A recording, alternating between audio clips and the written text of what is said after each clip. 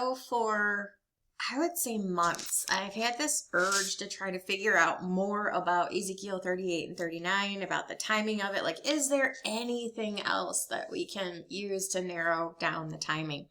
So I started going back in previous chapters to Ezekiel, cross-referencing multiple translations, because the ISV was actually, it's a newer translation, but it was written by someone who Chuck Missler promoted. And I remember watching videos with Chuck Missler talking to the gentleman who was part of the duo. I think it was two people who were writing this translation. And so I've always kind of like deferred to it in lieu of King James if I'm going to look at something else. Because one of the things that it does is it adds little section headers. So I've been cross-referencing Septuagint and King James in this International Standard Version, trying to figure out what we're looking at. And part of the reason I say this is because the last part of Ezekiel 39 actually talks about the restoration of Israel related to kingdom. So we go back previous chapters in Ezekiel because they're chronologically in order. And we see the same thing in the chapters leading up to Gog and Magog as well. And this becomes easier to understand when we're looking at these section headers, which the King James does not have. So obviously, well, not obviously, but hopefully we know that Ezekiel 36 prophesies the time when the desolate mountains, which talks about how Israel was in the diasporas, they were out of their land for nearly 2,000 years, 1,800 plus years. And then in preparation for their return, the mountains just started producing and the land started readying itself for the return of the people. This is what Ezekiel 36 and then 37 talk about. But not all of the information in those chapters is relevant to past. There is some prophecies still in them yet to be fulfilled in kingdom. And the last part of Ezekiel 39 is actually the same. You understand this more clearly when you look at these headings. Prophecy to Israel's mountains. And it says, get ready, people are coming back. And then in the future, obviously, they will come back. This is just a short little recollection of what they did to get kicked out of the land, but God is going to be graceful to them, gracious to them again, and allow them to come back in demonstration of his power. But these last two, the coming renewal of Israel and the restoration of Israel's cities, while I understand that that has been brought to fruition, this is not talking about what we saw in 1948 or 1967. This is talking about kingdom. And there's a few identifiers in here to help us understand that. The coming renewal of Israel, like verse 26, I'm going to give you a new heart and give you a new spirit within all of your deepest parts. That's talking about the time when Israel is going to believe in the Lord Jesus Christ and be saved. Anytime you're talking about new heart or new spirit, you're talking about new man, patterned after God's own righteousness and holiness. You're talking about new covenant associated to new wine and things like that. So that is not actually talking about when Israel came back into the land. That's talking about what he's going to do with them still yet future to this day. And that's talking about when he returns at the second coming, which is going to be literally just after Israel believes on the Lord Jesus Christ and is saved. This is your Jeremiah 31 through 34. And I think it's Jeremiah 32, I think it talks about that too. Take away their heart of stone and give them a heart of flesh. And circumcise their heart, take away the foreskin of their heart. This is talking about the time when they're going to be brought into new covenant. I'll remove that rock hard heart of yours and replace it with one that's sensitive to me. That's not something that was done for them. Israel is a largely secular society right now. Part of the paradigm shift for Gog and Magog is to reintroduce God, the God of Israel, to Israel. That's why they go back to their Mosaic covenant. They reinstitute their sacrificial system because that's the way they historically have brought themselves closer to God. Now, obviously, since Jesus has come, that is not the right way to bring themselves closer to God, and it's going to result in the judgment of Israel. But when you're talking about the coming renewal of Israel and the restoration of Israel's cities, this is actually related to kingdom. So this is not even a part where there's a dual fulfillment.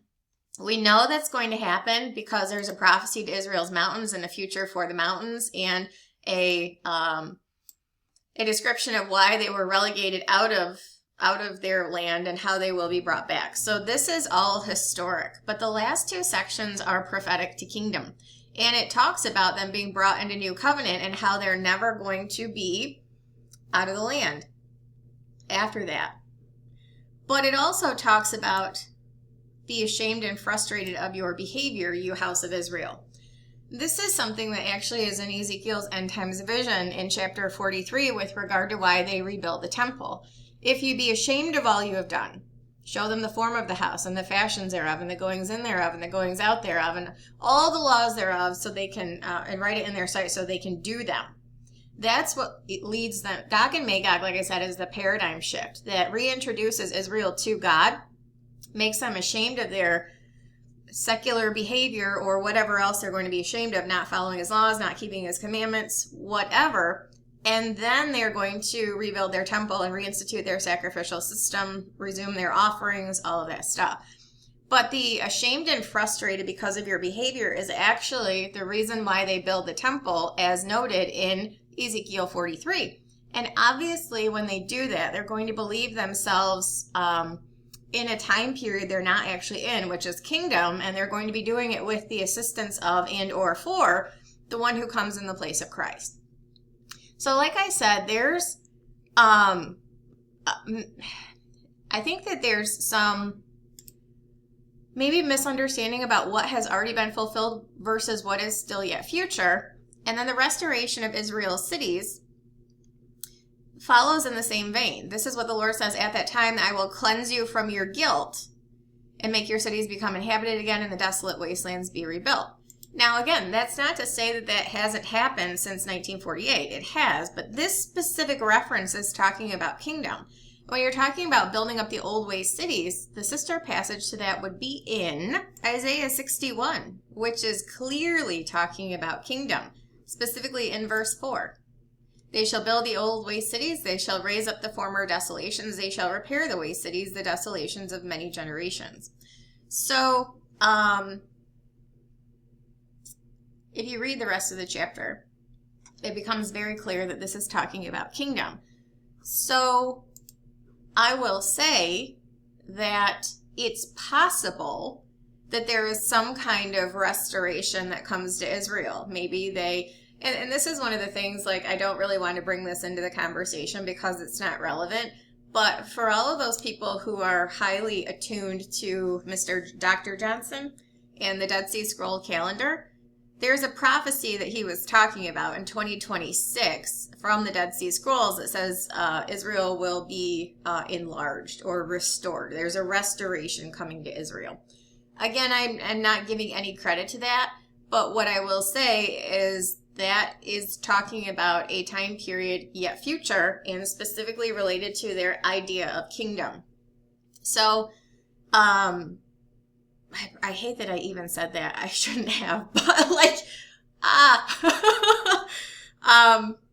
I'm sure people have heard him talk about that, whatever. So the restoration of Israel's cities, per Isaiah 61, and this is King James I have here, is related to kingdom. Now, does that mean that during the 70th week, at least the first part of it, that won't be something that they attempt to do because they believe themselves to be in kingdom at that time when they are not? I don't know. I'm not going to be here, so I can't speculate.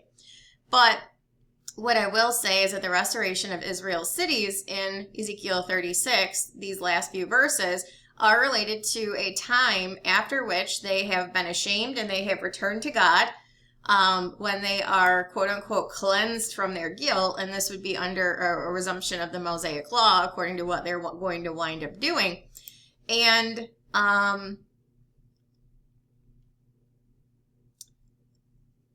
says something about increasing their population as a shepherd increases his flock. This should be one of the key indicators that you're talking about kingdom, is because it's a shepherd and his flock. Jesus is the shepherd, And in Zechariah 13, it says, smite the shepherd and the sheep will scatter. He is not going to bring them back under his shepherding until kingdom once they have believed in him and been saved. That's the whole, I am the shepherd, my sheep hear my voice and they know me, etc. But you have to be one of his sheep in order to know his voice. So, like I said, there's key indicators here that this is actually talking about kingdom and not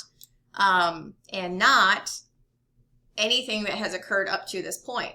Now, does that mean that they will interpret it under the false Christ, the one who comes in the place of Christ? Again, I can't speak to that because I'm not going to be here.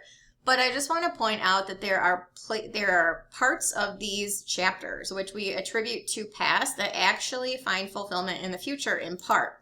The same with Ezekiel 37 and this dry bones prophecy. And the vision of the Valley of Bones, that was when they were out of their land. The bones are raised to life and they come back. Visions interpreted rather. But these last two sections, the future union of Israel and Judah and David's rule as king, that's the son of David, not David himself. That's the son of David, Jesus in the kingdom. So the future union of Israel and Judah and David rule as king, those are for kingdom. Most absolutely, they are for kingdom. So I would encourage you guys, if you have studied these chapters, let me know what you think, but then we go to Ezekiel 38 and 39. The prophecy against Gog, the invasion strategy, God's rebuke to Gog, a prediction of the distant future, okay.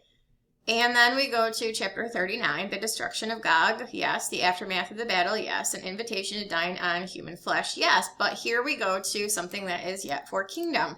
And I think that this is probably why a lot of people have, and I in the past have not attributed this to kingdom. I have attributed this to just aftermath of Israel returning to God in the wrong way, etc., and going into the next chapter. But the final restoration of Israel is talking about kingdom too. And I do believe that this is probably part of the reason why a lot of people will misattribute Gog and Magog to Armageddon. Because when you read this, obviously it's talking about Israel being united in the kingdom. And he is not going to pour out his spirit on anyone. I mean, when you're talking about his spirit, there are many attributes of his spirit.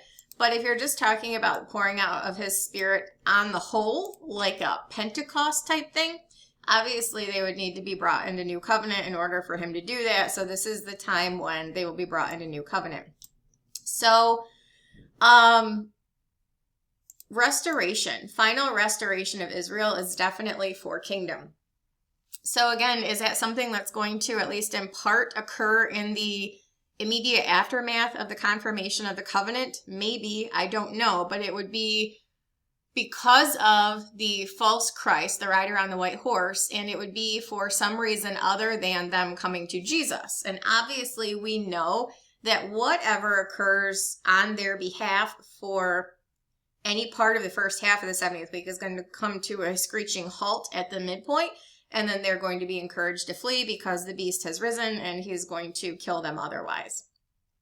So I wanted to just kind of let you guys know I've been trying, racking my brain to try to figure out what we are looking at here and trying to clarify, what parts of these consecutive chronological prophecies are for us or for history, for history, for current, for future. Where are we even at to try to get some additional footing on this? So Ezekiel 36, the last two parts from verse 22 through 38, while they may bear resemblance to things that have happened historically in Israel, there are key identifiers in these verses that they are for a future time when Israel will be brought into new covenant and restored in kingdom.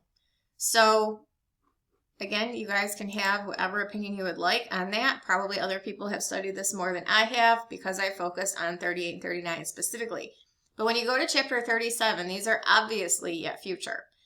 Verses 15 through 28, talking about kingdom, absolutely. Not 70th week, but kingdom. And then the same can be said for Ezekiel 39, the last part of it, which again I think is why people confuse this sometimes with Armageddon. because this is going to happen when Jesus returns at the second coming and goes into kingdom, the final restoration of Israel. We know that Israel is not going to be restored in the 70th week, and if there was any headway gained, it would surely be lost, like I said, at the midpoint when the beast rises and he forces people to flee. Now, one of the things that obviously we all have questions about, and I have been getting non-stop people telling me I'm wrong, or what if I'm wrong, and all of that. Well, we're not even Nissan 10 yet, folks, so slow your roll, okay? Slow your roll. I understand that people want to know now, want to know all the details and everything. I get it, truly. We are in a wait and see phase, and I cannot offer you anything more than I have already offered you, okay? So what I will say is, when we go to the Septuagint, it makes it very clear that the measuring for the temple is done on the 10th day of the first month in a Jubilee year. So obviously, even if it's not on that day, the temple is going to be built subsequent to this vision on the first day of a Jubilee year. I realize that there's a lot of people who try to convey or misappropriate the beginning of the year, the 10th day of the month in Ezekiel 40, because that's what, let me grab the King James Version here. Ezekiel 40. There's still a lot of people trying to make this all about the Feast of Trumpets, specifically as it regards the rapture, but that the Jubilee years start on the Day of Atonement, because they're still saying the beginning of the year, the 10th day of the month, refers to the civil calendar, not to the Exodus 12, head of the year should be Nisan. Again, I will direct people to the fact that other translations of the Bible do exist that might be more appropriate to use in certain contexts than the King James, the Septuagint being one of them. It happened in the 25th year of our captivity in the first month, on the 10th day, the 10th of the month, in the 14th year after the city was fell. On that day, the hand of the Lord came upon me and brought me in a divine vision, etc. So then what does he do? He sets him on Mount Moriah to look down at the city of David and gives him a reed, the measuring rod. He tells him to measure, and he starts measuring a whole bunch of stuff. So that vision is given on the 10th day of the month of Nisan in a Jubilee year. That's not ever going to change regardless of who seeks to tell you otherwise. Very clear in the Septuagint. It was already clear. Already clear in the King James. And I've done numerous videos on this showing you that the first month is always, with the exception of the reference to the first month in Genesis 7 or 8 during the flood before the months had been changed in Exodus 12, without exception, every time this word first is used in this context, it refers to the month Nisan. So I'm not sure why, well, I do know why. People are just dead set upon Jubilee years beginning on Tishri 10 because of taking out of context Leviticus 29 or 25:9. I totally understand that, but like, we're beating a dead horse here, folks. We're beating a dead horse. If it makes you feel better to believe that, go for it. I don't, and it's provable in the Bible that's not what it means. And if you go to the Septuagint, it tells you it's not the beginning of the year, it's the first month. To prove the point that the first month is actually the month Nisan, all you have to do is go to Ezekiel 45. And I'll take you back to the King James because I know some people get really upset when you don't use the King James. Whatever. Your problem, not mine. But when he's talking about feasts that are going to be celebrated in kingdom, he says in verse 18 of chapter 45, Ezekiel talking here. So he's not going to mean the first month is Tishri in one chapter, and then a few chapters later he means, oh no, I changed my mind, it's Nisan now. That's not how that works. Thus saith the Lord God, in the first month, in the first day of the month, thou shalt take a young bullock without blemish, cleanse the sanctuary. Interestingly enough, Ezekiel's temple is not going to be cleansed with a red heifer, whether it is in the 70th week. I get that. Like the 70th week temple, all that red heifer is all the rage. But somebody actually pointed this out to me the other day and said, hey, I just saw this. Yeah, but this is not a red heifer. A young bullock is not a red heifer. They are going to cleanse that sanctuary, not with a red heifer. Anyway, verse Verse 20, thou shalt do the 7th day of the month for everyone that erreth, for him that is simple, reconcile the house. In the 1st month, in the 14th day of the month, ye shall have the Passover. A feast of 7 days, unleavened bread shall be eaten. So the 1st month in Ezekiel is always a reference to Nisan. So in the beginning of the year, in the 10th day of the month, was never supposed to be understood as anything other than Nisan 10. But there are people who are convinced that it's got to do with the civil year because that's what Israel does now. No. Who cares what Israel does now? They do everything just about completely 180 from how they should do it. No. You're really going to trust the word of the people who reject Jesus as their Messiah? No. Stop it.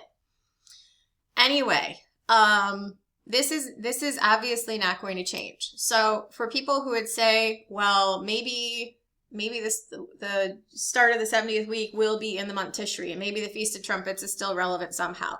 Absolutely not. Absolutely not. And this doesn't even get into the fact that there's a major sign in the heaven in the midpoint of the 70th week in Revelation 12 that occurs in the month Tishri every single year. Like, we're supposed to understand that the midpoint of the 70th week in no uncertain terms is the month of Tishri. And so the beginning would be, obviously, the month of Nisan. So I think the question where people are going to have is when you're trying to reconcile Gregorian and Hebrew and the 360 days versus the 365 or the 354, like, we've got all of these calendars that are working different ways, yet differently from the one that is going to be used in the 70th week. So how do you reconcile the amount of time on a Hebrew calendar or a Gregorian calendar, day count-wise, Nisan 10 to Nisan 10, 7 years apart? And I think that's probably where the lack of clarity is coming in and where people are trying to, because that's like, 10 days away now? So they're trying to shy away from this and put it off to some other thing or say that it's some other thing or rationalize it some other way. And it's like, guys, it is what it is. It'll be what it'll be. We just have to wait and see. Okay? That's all I can tell you. But there is no reason to suspect why this year would not be the year, especially in light of everything that's going on. Like, we're there, folks. You literally just need to wait. Please be patient. And that's really all I can say. It's really all I can say. I'm sure people have wanted me to say something about this I don't even know what people want, but the amount of emails and comments I've been getting is like very demoralizing, and I'm just not interested in that. Not interested in that. So I should have expected that, but I think I just expect better from people in general, and am always disappointed, unfortunately. This is something that we are very, very near to. Please just be patient. It'll happen when it happens. We're not even to Nisan 10 yet, and people are already talking themselves out of it. Please be patient. But what I did want to underscore, I have been trying to do, is simply understand more about these end time, or these last chapters. Say, what is historic versus what is prophetic? Oh, we need that. What is historic versus what is prophetic? And in chapter 39, I think, again, I will go to this part as being the reason why people put it later than it is because this is actually talking about kingdom and the restoration of Israel in kingdom. Obviously, that's not going to be for the 70th week. Will they misapply that to the 70th week and increase their land? Is there something that's going to happen where they increase their land? Well, maybe that's something that occurs when they annex Gaza, if they're going to annex Gaza, or if they annex the West Bank, take control of the Temple Mount. I don't know. Literally, I have no idea what that's going to entail. But one of the things that I do want to make clear that we are operating under probably a misassumption about is the aftermath of Gog and Magog and how it's going to impact the topography of Israel. Looking for verses here. Let's see. Let's go to the King James. I'm just more familiar with the King James. So we'll go here, right here.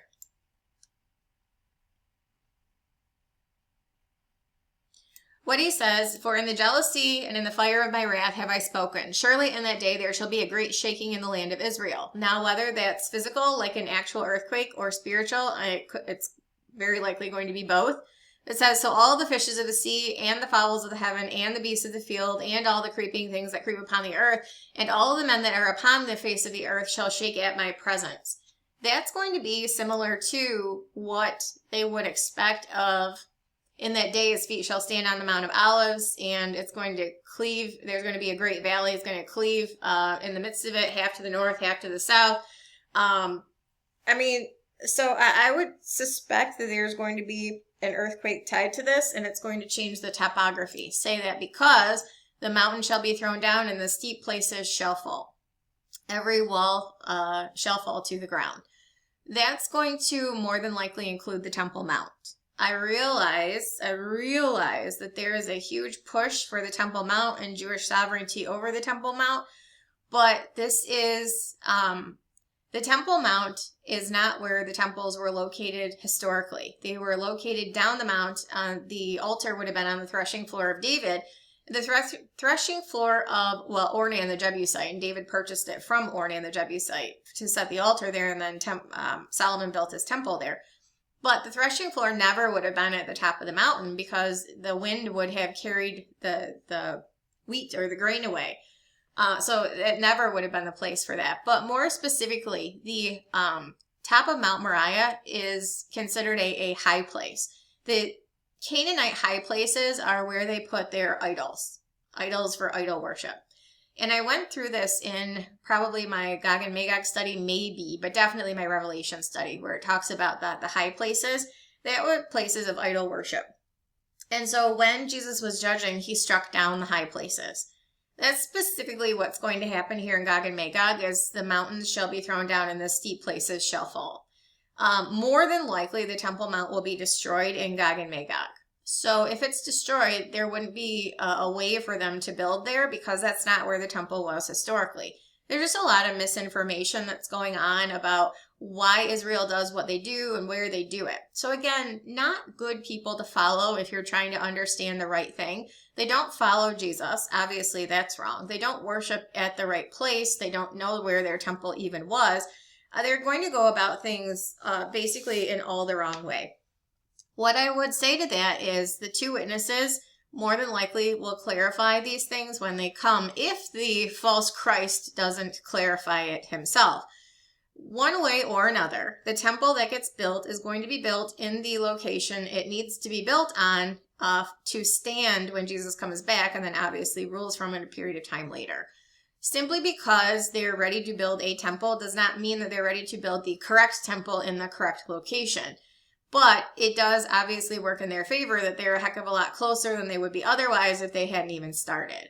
And yes, obviously the red heifer conversation has been huge lately because it's required by the Mosaic Law for purification.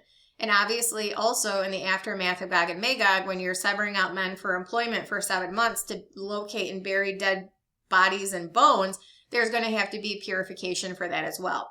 So there's a lot coming down the pipe in the very near future. What I would say to people is truly exercise patience. And I don't know if it's like, I don't know where it's coming from, but, please exercise patience. We're almost there. There's a lot of things that we don't know the specific logistics to. We have the bare bones of the prophecy, but we don't have the details. And truly, much of this doesn't relate to us, so we're not ever going to have the details unless we're able to see this from a heavenly perspective, or, we'll be glorified, so we'll have knowledge anyway, but a lot of this doesn't even pertain to us. There's going to be a monumental shift with Gog and Magog that leads into the paradigm shift that will lead them to accept the false Christ and go into a period of time they believe to be kingdom, which is not. And a lot of the prophecies from chapters 36, 37, and 39 are for kingdom. Obviously, the end times vision is also for kingdom, chapters 40 through 48. But a lot of what they're going to be doing in the 70th week is going to be misapplied to the 70th week from kingdom. Renewal, restoration, temple, all of that. So there's a lot that's going to be coming in the very near future. We see evidence of this. Obviously, the world is on fire. We know this. Like, we know this. So just back up a little bit. See the forest for the trees. Look at big picture. Understand the times we're in. We're right there. We are not there yet, but we are right there. I would encourage you guys to just exercise patience. But this is the most I can give you. This is the best I can give you. I feel like I needed to say something. I don't know if this is helpful or not, but patience. Patience, grasshopper. Patience.